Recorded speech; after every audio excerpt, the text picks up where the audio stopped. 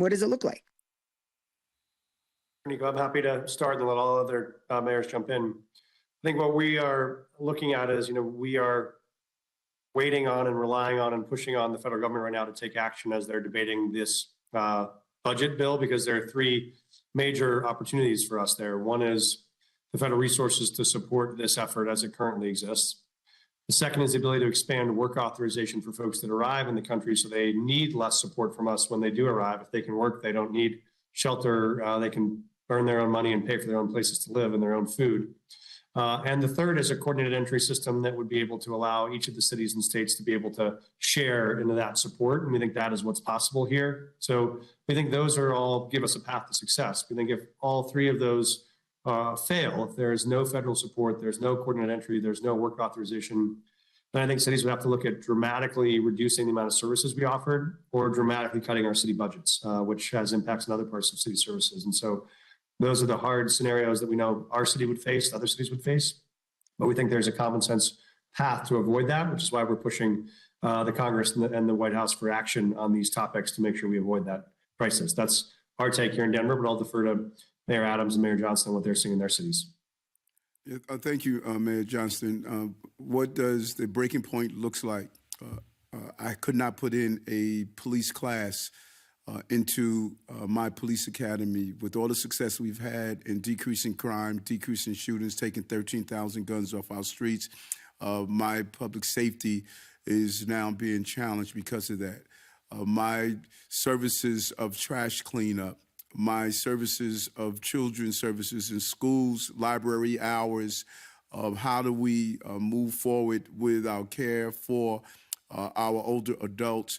All the services, every agency in our city must go and look at a 5%, what we call a PEG, 5% finding savings and efficiencies.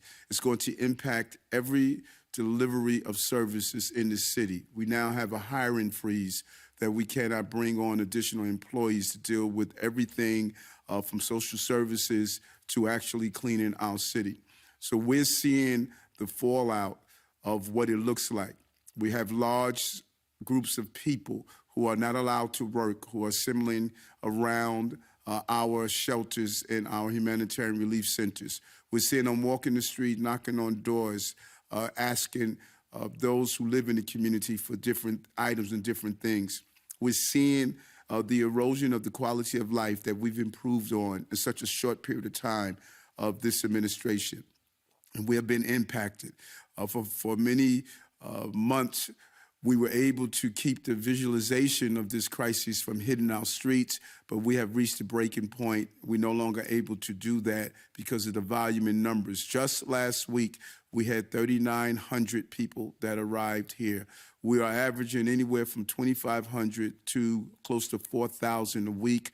And if you do the math, you see that's 8,000 every 2 weeks, potentially 16,000 a month that we must feed, clothe, house, educate children, and all the services that you would give a normal adult. And we're seeing that play out on our streets of New York. And that is what the breaking point looks like, what we are experiencing right now.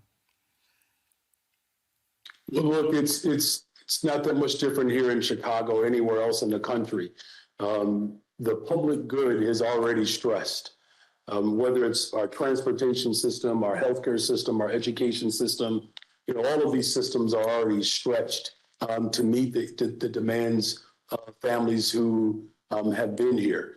Over the past 7 months, it's been an incredible strain on every aspect of city services. And to the best of our ability, we put forth the full force of government forward in order to address this crisis. This is why it's imperative that the federal government organize their leadership and actually pass a bill that provides the resources that are needed in this moment. If Denver, New York, and Chicago and other municipalities can organize collectively to come up with some structure and some calm to this crisis, we're not ignoring that it exists. We're saying that we have to approach it as a team, not divided. And 4,500 children are being educated who just arrived in the city of Chicago. Our county healthcare system has leaned in and provided support for our asylum seekers. Again, the state of Illinois has worked to provide resources to meet this demand. But we have reached a critical point in this mission that absent real significant intervention immediately, our local economies are not designed and built to respond to this type of crisis. We are literally building a system as we go along. I commend Mayor Johnston and Mayor Adams and mayors around the country who have stepped up in this moment to demonstrate compassion as we build an operation around the humanitarian crisis that we're facing. What we don't need is a reckless, rogue elected official that is not only pointing the finger everywhere else, instead of working to bring people together. This is the United States of America, for crying out loud. We have experienced tremendous challenges in the course of our history. This is not something that should break our country, especially if we stand and work together.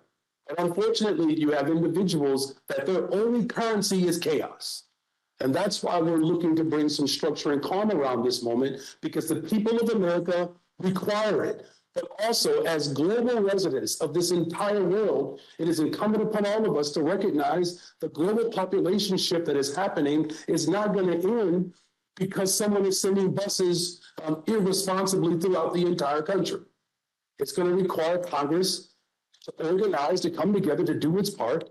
We need the federal government to invest. But we also need to make sure that the governor of Texas does not take his animosity on the rest of the country. We are working together to come up with a structure, provide some calm and some order to a very chaotic situation. Don't exacerbate it by circumventing law, sending airplanes and buses without a clear understanding of who is on the bus and how we should anticipate and expect those individuals to arrive in. And so, yes, we have reached a point without real significant coordination. This is something that's going to cause tremendous strain. But as leaders of this country, it is incumbent upon us to do what is best for this moment, not for one political party. Well said, Mayor, well said. And I think that I want to really thank you and Mayor Johnston in Chicago, Mayor Johnston in Denver. And as you have highlighted, we want to thank all those Americans. And right here in the city, as you indicated, Mayor Johnston, our faith-based community, they have played a vital role in opening their doors. This isn't a moment for all Americans to step up. And that is what we want to do with the coalition that you're speaking of. History is going to look back on this moment and ask, where were we during this time? And I'm glad I have a coalition of mayors like the two of you and others who realize the importance of us stepping up. Again, thank you so much. And together we will address this issue that's in front of us. Thank you. Thank you, and happy New Year. Thank you so much. Take care.